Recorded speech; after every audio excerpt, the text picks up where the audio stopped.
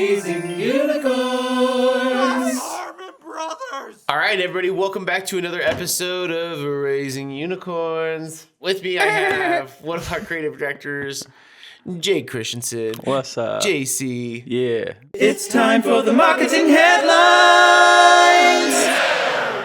All right, Jake, you want to kick us off? Yeah.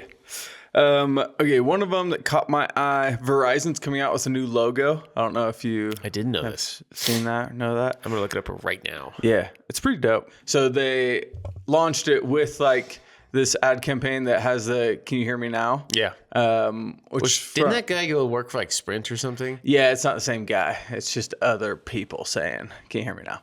One of the main reasons why I want to talk about this is because it's talking about nostalgia and tapping into nostalgia, which that's something that I see a lot of brands wanting to do lately. Like a lot of people who are working with and stuff, they're all wanting to tap into nostalgia. So I kind of wanted to talk a little bit about like when is a good idea to tap into nostalgia and when it is not a good idea to tap into nostalgia.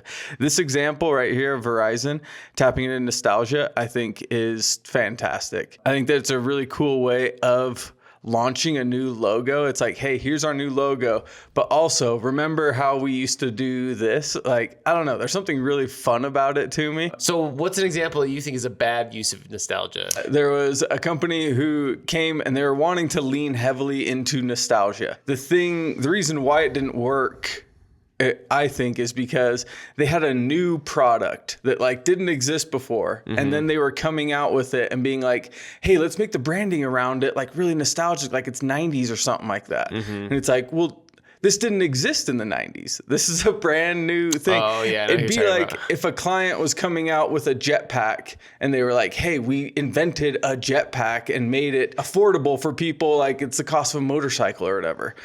And we're thinking of marketing it with like an 80s throwback branding. It's like...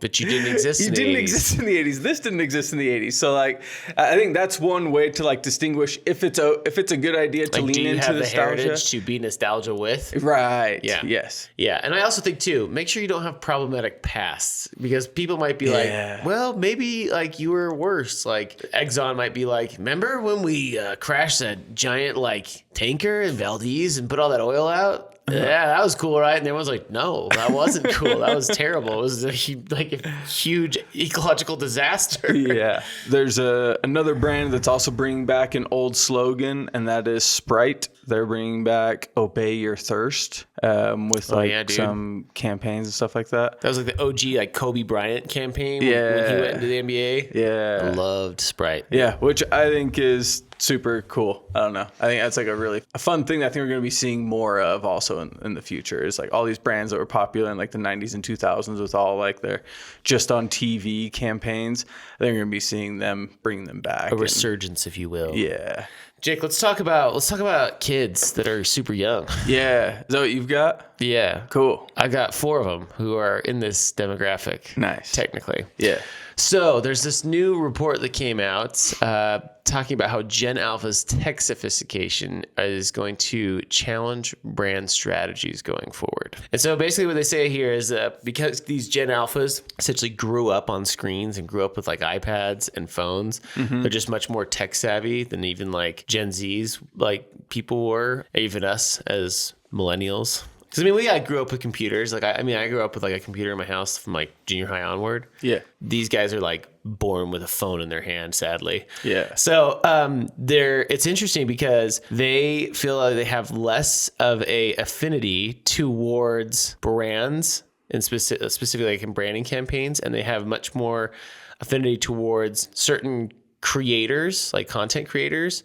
And then, like, ad campaigns that kind of inspire creativity, and they're like not impressed by celebrities at all. Like, so like, it's funny because I think about like love that. Yeah, I love that too. Because I think about like the Super Bowl campaigns, like we talk about it every year in the office, every year after the Super Bowl. And it's like, feels like all of them feel like they're the big ones that are kind of funny are you almost always connected to a celebrity, whether it's like Will Ferrell for like I'm trying to think it was GM who did their electric vehicle like ad a few years ago that was really big, everyone loved, or like Michael Cera this year, Super Bowl for CeraVe, like for the the lotion. And so I feel like it's so interesting because like some millennials and I think definitely like Gen Xers, like they're like, oh yeah, celebrities are cool. I love like that's like the generation that was buying like People magazine and stuff like that, like growing up. And so they still have like a huge affinity for like following celebrities, but I do feel like younger kids don't care as much about celebrities in general, which is cool. So the only thing I don't like about this article that bums me out, Jake, is that they seemingly put way less stock and like care way less about the quality of the ad. Yeah. Yeah. But I will say, just reading through this, I'm like, I feel like it's like creativity is really at the core of like good advertising because it's like really good creative. It's surprising, whether it's low quality or high quality. Like I feel like they just don't care if it's high quality or low quality, but if it's really creative, it still can be like, I like that. I dig that. Yeah. And good thing these kids, like they're only like 14 right now and younger, so they don't have any purchasing power. But I think in the world of advertising, as it progresses, they're going to start acquiring purchasing power, kind of like the Gen Zs are right now. Right. And we're going to have to kind of figure out how to talk and market to that group. Yeah. So I'm so torn about like TikTok and YouTube and everything like that. Like part of me is like, oh, that's so cool that they have like this outlet for showing people to be creators. Like, cause I love being a creator. Like that's my favorite thing to do. And so it's really cool that so many more people are now able to be creators. I think that's like awesome. but there's so much garbage. Yeah. It is one of those things where it's just like a sea of content, right? Yeah. So anyway, but this is one last stat that's really interesting. They have a really low level of trust in like famous people, and it's like the lowest it's ever been. So only 21% of this generation view athletes and celebrities as any kind of role model, which is wild because like we grew up in the era with like Michael Jordan. Yeah. And like even though I was a Utah Jazz fan and I hated Michael Jordan, I was also like, he's the freaking best basketball player in the world and he's like a demigod. The guy's incredible, and everyone was obsessed with Michael Jordan. And like the idea of like only 1 in every 5 kids having any kind of like role, being like Michael Jordan's a role model in that era, you know what I mean? Is like, what? No, dude, like every kid in America was like, that dude is the man, you know? Right. Yeah. Or like anyone, like Tim Duncan, anyone in that generation, like these guys are amazing. They're incredible. Like I look up to them. But like that is such a weird shift where they like don't care. So like if Giannis is on a commercial, they're like, who's Giannis? I don't care about this dude. Right. Yeah. Next one. We have Coca-Cola spills soda to focus on moments of connection. So it's this new campaign where they show people who are like happy, celebrating over things, and they spill Coca-Cola, but they don't care because the moment is more important than the drink. And I think that's like a really cool campaign. I think they do a pretty good job with it, but there's a couple of the spills that it's like, there's really just one. When the girl is hugging the dog, she's like so intentionally just dumping out her. It's not a spill. It is her dumping out the bottle of Coke while she's like hugging her dog. And there's one point where like she kind of stops spilling and then she goes back, like she intentionally starts dumping more of it out while like playing with her dog. I'm watching it right now. And I think that one's at the very end. The very beginning of it and stuff, there's like, oh, I like the one where she's hugging the dude. Yeah. Like runs up. That one's awesome. Yeah. Especially when it backs up and then it goes back, it rewinds and it goes back in and it freeze frames with her spilling it. That moment, fantastic. It works in some, I'll say it works in some, and others, I just think like no rational human being is going to be like, I'm spilling this all over my puppy. Right. Yeah, exactly. Yeah. Did you see that one, the dog one? Yeah. Yeah. It's like all over the deck. Yeah. It's like, okay, there's a spill, and then a spill is like a little bit comes out, and then you catch it, and it stops coming out.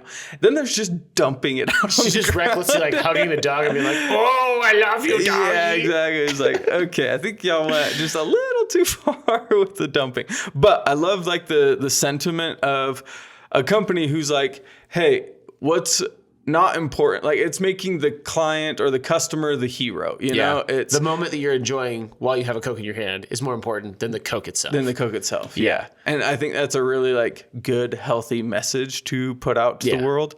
All right, Jake. We all knew the moment was going to come. The last one. For video to be taken over by AI. Yeah. Yep.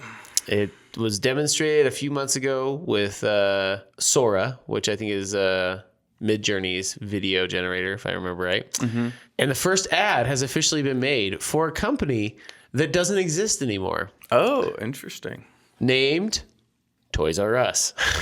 Toys R Us doesn't exist anymore? Toys R Us went bankrupt. It got bought out by private equity and almost immediately went bankrupt. Okay. And so the brand is like kind of in like limbo, but apparently they're like, it's like a dead brand essentially, but they're trying to do like open up like toy sections in Macy's retail stores. It's like a Toys R Us section essentially, like a built-in part of it. I'm going to show you the video because I want to get your take on it. Did you ever wonder how Toys R Us and Jeffrey the Giraffe came to be? Looks very realistic. The son of a bike shop owner, Charles Lazarus, had a vision that would go on to change toy stores forever. That kid looked a little not real. Okay, didn't like it.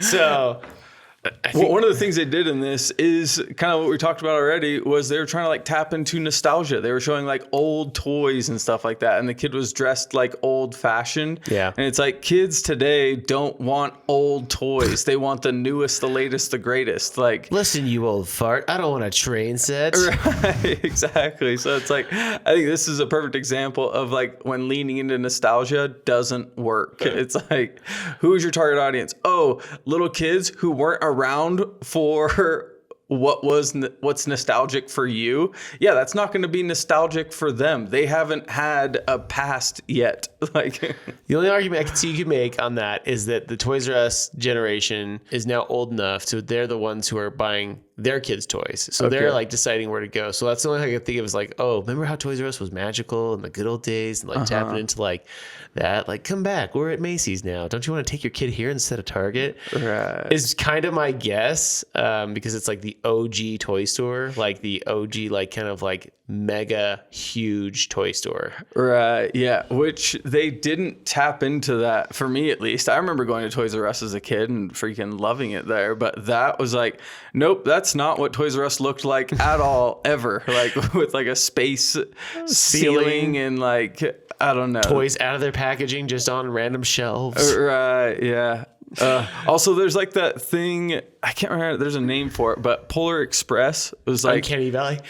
The Uncanny Valley. The Uncanny Valley, yes. Where Toys R Us or where Polar Express didn't quite work for audiences because it was so close to being real, but it wasn't. It was like something was just a little bit off throughout all of it, and it felt weird. And I felt that watching this. It was like, definitely Uncanny Valley. So close to real, but it's just a little bit off, and it makes me feel so weird. You're and like, I don't like it. Yeah, exactly. I don't like it. Like, why is this feels wrong, but I can't really explain why, and I don't like it. There's like some physiological response to things you can't understand. I'm trying to remember. It's like they think it's something to do with like evolutionary like defense mechanisms for like if you know what it is, you're not afraid of it because you understand it and like know what kind of animal it is or what kind of threat it is. But if you don't know what it is and you get like this is unfamiliar, you're like.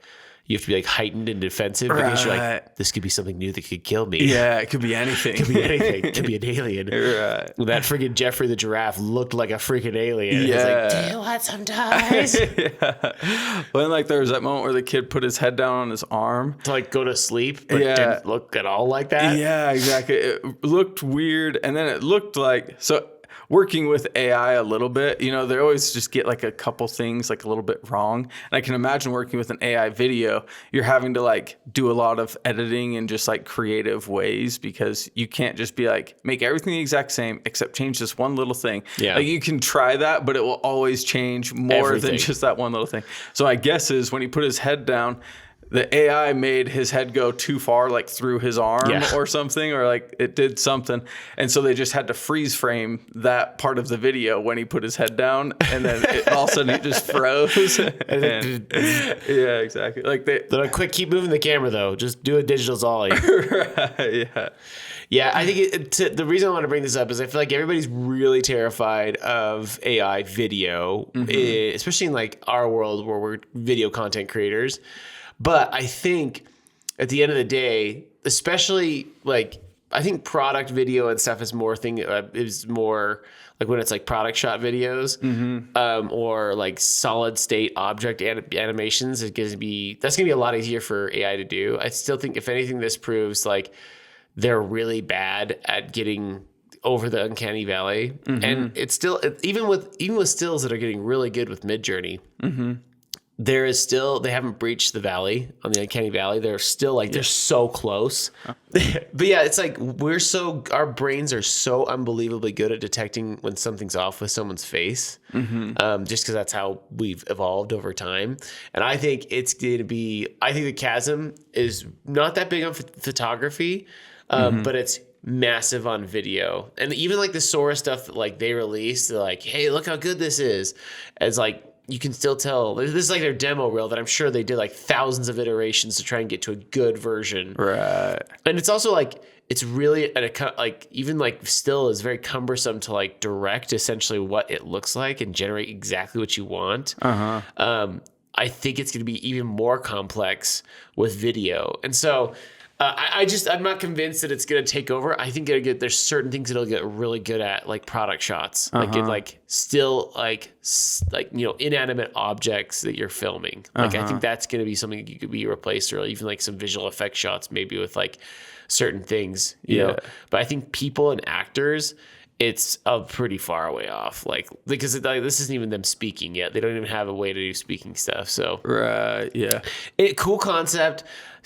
I'm sure they worked so hard. I know they had to like change all the text on all the buildings because it's all gobbledygook, and they just had to like Photoshop it out and track in real text. But like this probably took so long. Like it probably would have been cheaper to go film this in some like old school downtown area and get some vintage cars in there, you know, and go on a volume and film the Starry Sky with the weird toys on the shelf. But like maybe not that much, but still, you get my point. Like this was a huge amount of effort, and it still feels not that great. So to wrap up this one, AI is coming for our jobs, but they haven't quite done it yet. Suck it, AI. Please don't murder us when you take over the world. Cool, man. All right. Well, thanks, Jake, so much for joining us on this podcast today, man. Yeah, dude. Happy to be here. Until next time. Thank you for watching Raising Unicorns! Subscribe now. Hey everyone, Keith from the podcast here with some sad news. We're taking a short summer break. The good news is that we'll be back in August, so you don't have to wait too long. And when we come back, we'll return to our usual Tuesday releases. Honestly, we'll miss you, but we'll see you soon.